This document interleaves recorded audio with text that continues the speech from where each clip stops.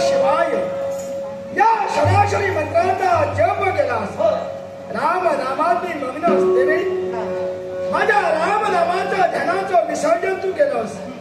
सांगणे रमणा सहज की मुद्दा. पिताजी मी जो इथपर्यंत आलोय ना तो सहज नसून मुद्दामाला यावं लागेल. मुद्दाम तुझा आगमन या कैलासी झालं. मग ज्यात तो मुद्दाम आलास त्यावरती नक्कीच काही ना काही कारणे असणार. पिताजी योग्य म्हणतला. मी जो आलोय तो कामाची का तेव्हा मला सांगावं. ब्रह्मा विष्णू महेश म्हणजे तुम्ही तीन देवता तीन तत्वाला नटलात कशासाठी तर या विश्वाच्या कल्याणासाठी. पण त्यातील एक तत्व कुठेतरी सोडलं जातंय बाजूला जातंय. ज्या विश्व नियंत्रण पांडवचं विश्व निर्माण केलं हे विश्व चालविण्यासाठी मायेनं तीन तत्व निर्माण केली. रज सत्व आणि तमो म्हणजेच ब्रह्मा विष्णू आणि महेश होय. या तीन तत्वांच्या मध्ये या अखिलाच्या विश्वाची थोर जबाबदारी दिली. ब्रह्मदेवानं उत्पत्ती करावी. पालनाचं कार्य महाविष्णूनं करावं. जगभक्षक हाती घ्यावं. संवाराचं कार्य या शिवशंभू महादेवानं करावं. मागील गेलेली तीन युग आम्ही देव देवतांनी सांभाळून विश्वाची स्वरित राखण्यासाठी आम्ही सिद्ध झालो. आणि साम्राज्य चालवायचे कलियुग. या कलियुगाच्या ठिकाणी कुठं तरी एक तत्व ढळलं जात आहे असे शब्दाच्या मुखातून काय म्हणताय. नाही असं केव्हाही होणार नाही. पिताजी असं झालेलं आहे. तुम्ही पालनाचं कार्य महाविष्णूनं करावं. मग ते कार्य ज्या वैकुंठच्या नारायणानं भक्त रक्षणाची विजावणी कंठी धारण केली. भक्तांचा सगळा पत्रकांच्या पाठीलाचा ओळखला जातो. नव्याच्या या विश्वात जेवढे जीव आहे त्या जीवांचं नव्यातलं सृष्टीचं रक्षण करणं पालन करणं हे त्या नारायणाचं काम. आणि तू म्हणतोयस की ते कर्तव्य हा स्त्री आहे नाही. आणि का कशासाठी भृगुमान देव शेषावर शयन करत असताना तिथं भृगुमहंतांचं जाणं झालं. मागचा पुढचा विचार न करता देवाच्या उरावर महंतांनी लाथ मारली. हे सारं लक्ष्मी मातेनं पाहिलं. आईला राग आला. एवढंच नव्हे तर देव आणि लक्ष्मी या दोघांमध्ये भांडण झालं. आणि त्या भांडणात काय झालं माहिती का. आई रागाला वैकुंठ सोडून निघून गेली.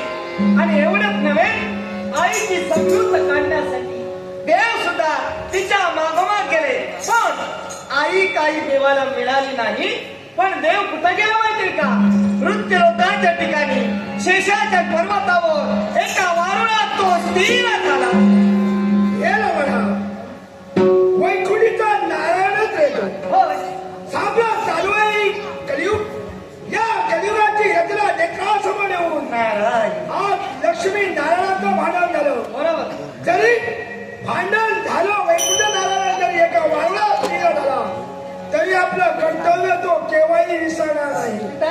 पालनाचं कर्तव्य तो यथासांग पारच पडणार नाही. पालनाचं कर्तव्य यथासांग पार पाडेल सुद्धा. पण ते कर्तव्य पार पडत असताना माझ्या देवाच्या उपजीविकेचं काय हो. म्हणजे देवाचा फुलका घेऊन तू इथं आलाय. जर का देव माझा उपवासी असेल तर या पालनाचं कार्य कसं काही भाग पडेल. मग ऐक ना विश्वात आदिदेव मी असं करणार. आतापर्यंत विश्व कार्यासाठी तो प्रश्न निर्माण झाला. तो प्रश्न शिवशंभू महादेवाला सोडला. नारायण उपवासी राहू नये म्हणून हा प्रश्न घेऊन जर का तू माझ्याकडे चालला असेल तर तो तुझा प्रश्न मी सोडितोय या कैलाशी. माहित आहे मग ती लक्ष्मी आज भांडण सोडून गेले. त्या लक्ष्मीला बोलतोय येणार आहे.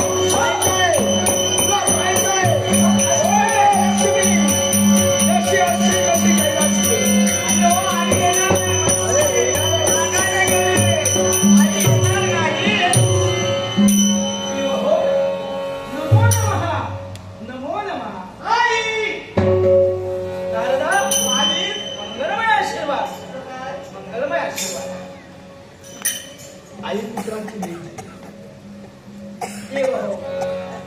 एकाएकी वैकुंठाचा त्याग करून या भूलोकी मी जात असताना आपली मी हाक ऐकली आणि उतरत्या पावलाला या कैलास पर्वती आली. का हाक केला?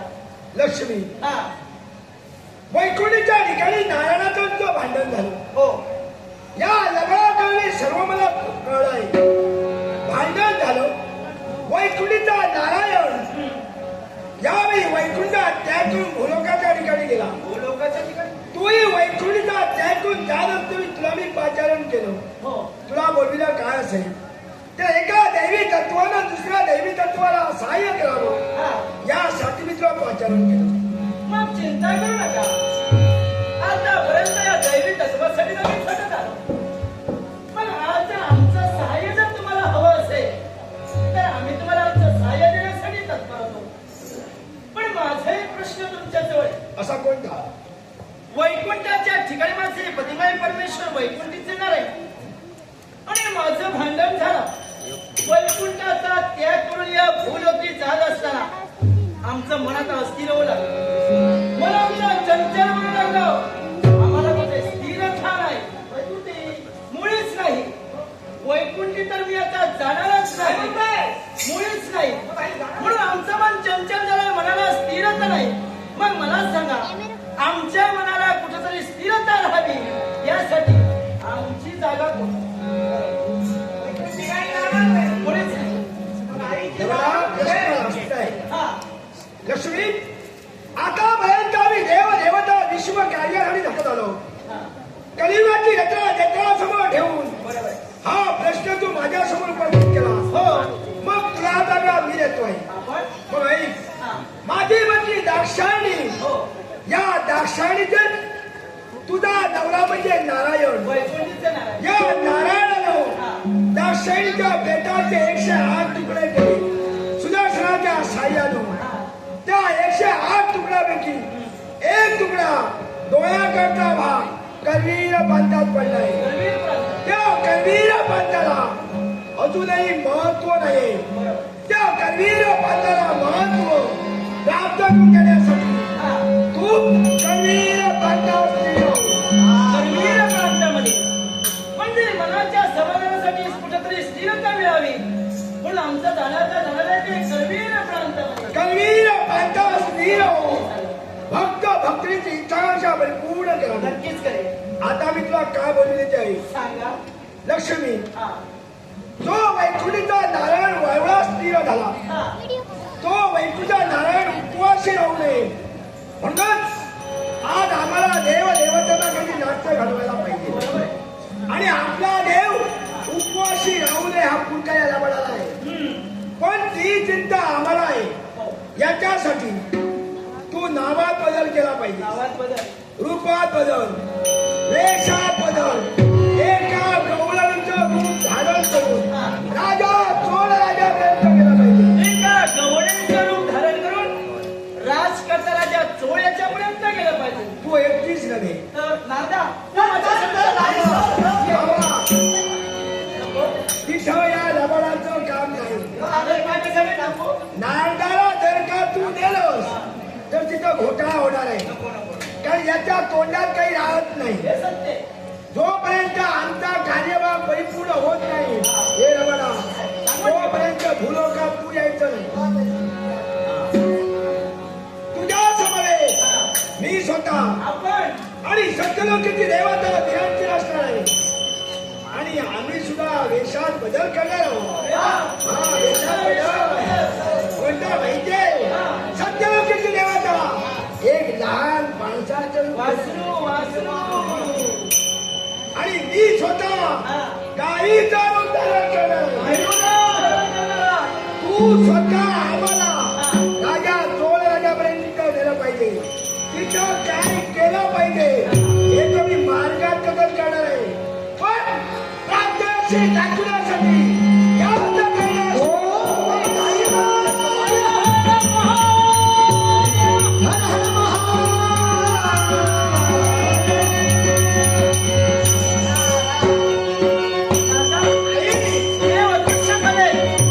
आपण सांगितलं त्यांनी की आपण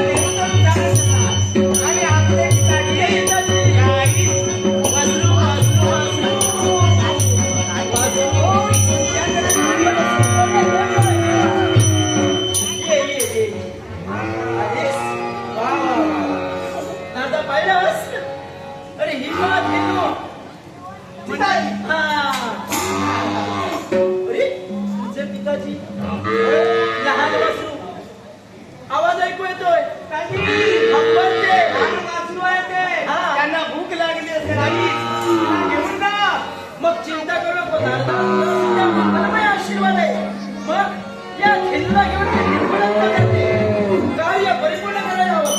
चल मात्र.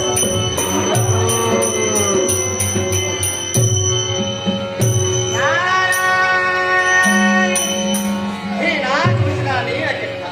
हे ज्ञानपाणी डमरुधरा, देवा तुझ्या कृपेचा आशीर्वाद सदैव आमच्याकडे ठेव.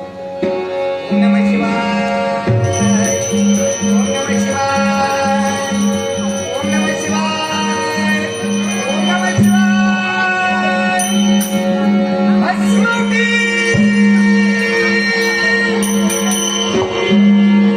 वृंदावन.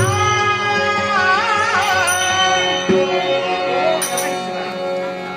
अस्मृती